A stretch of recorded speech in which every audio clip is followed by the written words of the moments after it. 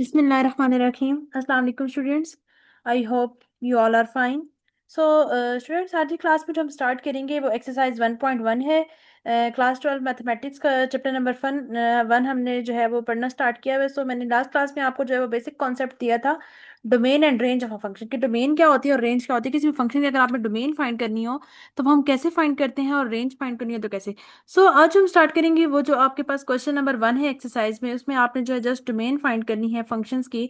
हम सॉल्व करेंगे और देखेंगे कि किस तरह से जो है वो किसी फंक्शन की हम डोमेन फाइंड कर सकते हैं। फर्स्ट ऑफ ऑल, डोमेन होता क्या है? डोमेन इज बेसिकली हमारे पास क्या होता है, set of all input values.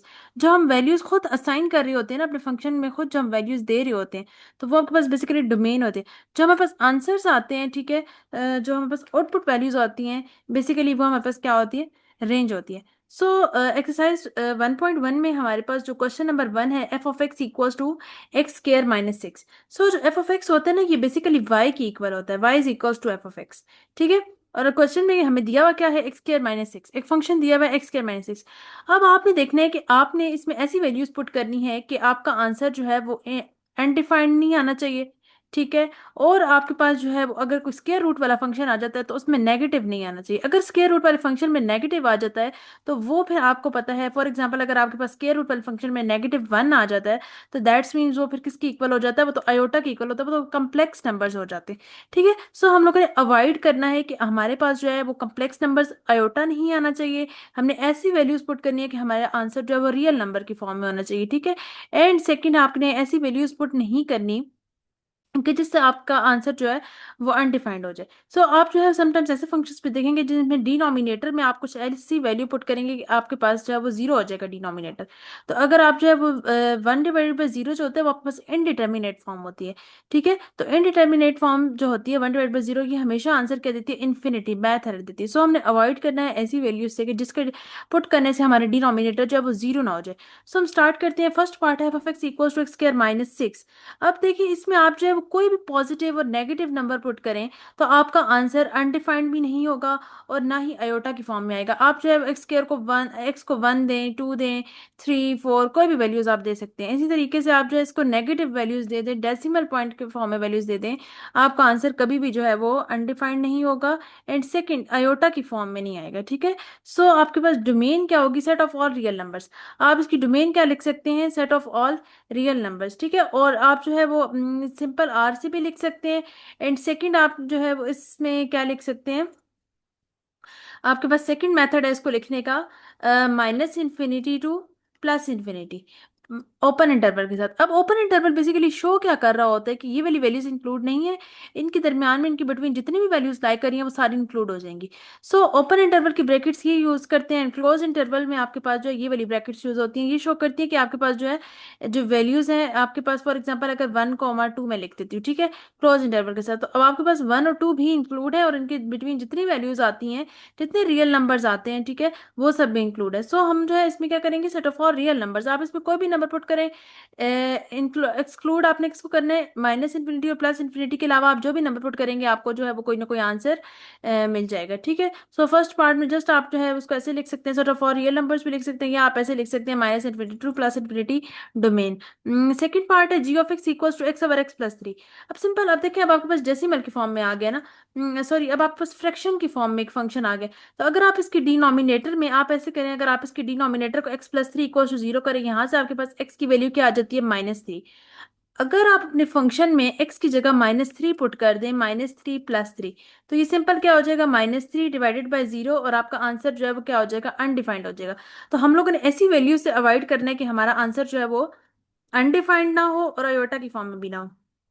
Simple, अब आपने जो है वो इसकी डोमेन फिर क्या लिखनी है, रियल नंबर माइनस। अब रियल नंबर जिसमें आप उसके अलावा -3 के अलावा कोई भी नंबर आप पुट करें तो आपका आंसर जो है वो कभी भी अनडिफाइंड नहीं होगा। ठीक है।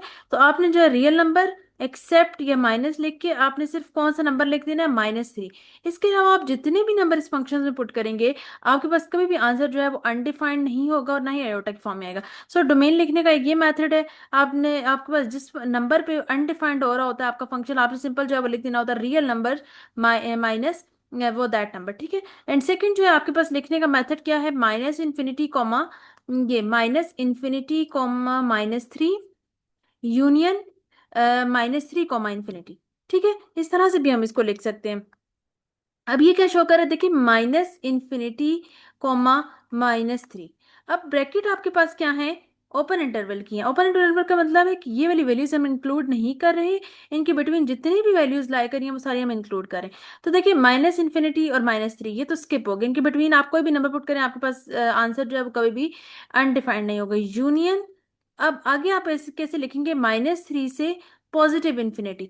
अब क्या -3 से आगे जो है आप ग्रेटर नंबर कौन सा होता है, -2, -1, 0, 1, 2 अप टू सो ऑन। ठीक है, अब आप जो है -2 से ग्रेटर नंबर पुट कर सकते हैं। ठीक है, इस फंक्शन में ये आपको जो है वो कभी भी अनडिफाइंड आंसर नहीं देगा, लेकिन आप जो है -3 नहीं पुट कर सकते और इन्फिनिटी नहीं पुट कर सकते, +∞। ठीक है, तो सेकंड जो मेथड है इसको लिखने का वो ये वाला है। तो आप इसमें से कोई भी लिख सकते हैं। ठीक है, आपको दोनों तरीके आने चाहिए इसको रिप्रेजेंट करने की, कि डोमेन कैसे फंक्शंस की लिखी जाती है। ठीक है, समटाइम्स आपके पास एमसीक्यूज आ जाता है और आपको इस फॉर्म में आंसर गिवन होता है, तो फिर बहुत से स्टूडेंट सोच रहे होते हैं कि पता नहीं अब ये क्या मतलब चीज आ गई। ठीक है, होता वही है, बस इनकी ना नोटेशन डिफरेंट होती है, इनको डिनोट कैसे किया जाता है ये इनके डिफरेंट तरीके होते हैं। सो आप इस तरह से भी लिख सकते हैं, और अगर एमसीक्यूज में ऐसे आ जाए तो आप जो है वो इस तरह से भी समझ सकते हैं कि -∞, -3 यूनियन -3, सो थर्ड पार्ट है h(x)=x+4/x²-9। अब सिंपल आपने फॉर फाइंडिंग द डोमेन आपने क्या करना होता है, जो भी डिनोमिनेटर है, जैसे अब आपके पास x² - 9 है, इसको =0 कर लें, और उसके बाद आपने सिंपल क्या करना होता है, x²=9। अब x की आपके पास जैसे ही आप स्क्वायर खत्म करते हैं तो आपके पास जो है वो टू वैल्यूज आ जाती हैं, एक प्लस में भी एक नेगेटिव में भी। सो आप इसकी डोमेन क्या लिखेंगे, जस्ट अब वही ये अगर आप वैल्यूज अगर आप जो है वो अगर आप अपने फंक्शन में अब x+4 है, अगर आप अपने फंक्शन में जो है वो पहले -3 पुट करते हैं, ठीक है, तो -3 का अगर आप स्क्वायर लेंगे, -3 का स्क्वायर, तो वो भी आपके पास क्या हो जाएगा, पॉजिटिव हो जाएगा। तो सिंपल आपका आंसर क्या आ जाएगा, +1/0। ठीक है, तो ये भी आपको अनडिफाइंड देगा। अगर आप इसमें नेगेटिव पुट कर दें या पॉजिटिव पुट कर दें तो आपका आंसर जो है वो अनडिफाइंड हो जाता है। तो आपने रियल नंबर माइनस +-3, ठीक है, रियल नंबर +-3 इसका जो है वो डोमेन होगी। सेम अगर आपने जो है वो सेकंड मेथड से इसको लिखना हो तो हम कैसे लिखेंगे, अब देखिए पहले, अब आपने इसमें क्या क्या स्किप करना है, एक +3 और एक -3 नहीं लिखना, उसके अलावा सारे नंबर लिखने। अब देखिए -∞ से आप स्टार्ट करें नेगेटिव से, जैसे आपके पास नंबर लाइन होती है ना, एक साइड पे आपके पास नेगेटिव नंबर्स होते हैं, एक साइड पे आपके पास पॉजिटिव नंबर्स होते हैं, ये समझे कि -∞ ये +∞ तक जा रहे होते हैं। ठीक है, तो सिंपल इसकी डोमेन आपने लिखनी कैसे होती है, आपने इसकी डोमेन लिखनी है ओपन इंटरवल के साथ -∞ से -3। ठीक है, इसका मतलब है कि आप -∞ भी पुट नहीं करेंगे, -3 भी पुट नहीं करेंगे, इनके बिटवीन जितने भी नंबर्स हैं आप जो है वो उस फंक्शन में पुट करेंगे, आपका आंसर कभी भी अनडिफाइंड नहीं होगा। यूनियन के साथ आपने दोबारा क्या लिखना है, -∞, 3। इसका क्या मतलब है कि -3, 3। अब आपने क्या करना है कि -3 भी ऐड नहीं करना और 3 भी ऐड नहीं करना है, क्योंकि अगर आप -3 और 3 ऐड करते हैं तो आपका आंसर जो है वो अनडिफाइंड हो जाता है। सो सिंपल आपने क्या करना है, आपने इनके बिटवीन नंबर ऐड करने हैं। ठीक है, -3, अब देखिए -3 से ग्रेटर आप जो है वो -2, -1, 1 और 2, ये नंबर और 0 भी, ठीक है, आप पुट कर सकते हैं, आपका आंसर जो है वो कभी भी अनडिफाइंड नहीं होगा, मैथ एरर नहीं आएगा और ना ही अयोटा की फॉर्म में आएगा। सो आपने जो है वो यूनियन डाल के आगे लिखना है -3, 3, फिर आपने अगेन यूनियन ऐड करके, अब आपने +3 भी नहीं करना, तो आप जो है वो नंबर लाइन पे जो पॉजिटिव वाले नंबर्स होते हैं 3, ∞, ठीक है, अब आपने जो है वो सिंपल यूनियन लिख के और उसके बाद आपने 3, मीन्स कि आपने 3 भी इसमें जो है पुट नहीं करना और इन्फिनिटी भी पुट नहीं करना। ठीक है, उनके बिटवीन जितने भी नंबर्स हैं वो आपने पुट करने हैं। सो एक ये मेथड है आपके पास लिखने का, ठीक है, और एक ये जो है वो फर्स्ट रियल नंबर -+-3। ठीक है, आपको इसमें से जो भी इजी लगे, लेकिन ये है कि आपको दोनों पता होने चाहिए। ठीक है, समटाइम्स ये होता है कि एमसीक्यूज में जो है वो डिफरेंट मेथड से आ जाता है, ये क्वेश्चंस में भी आपको डिफरेंट मेथड से करना होता है, इसलिए आपको पता होना चाहिए।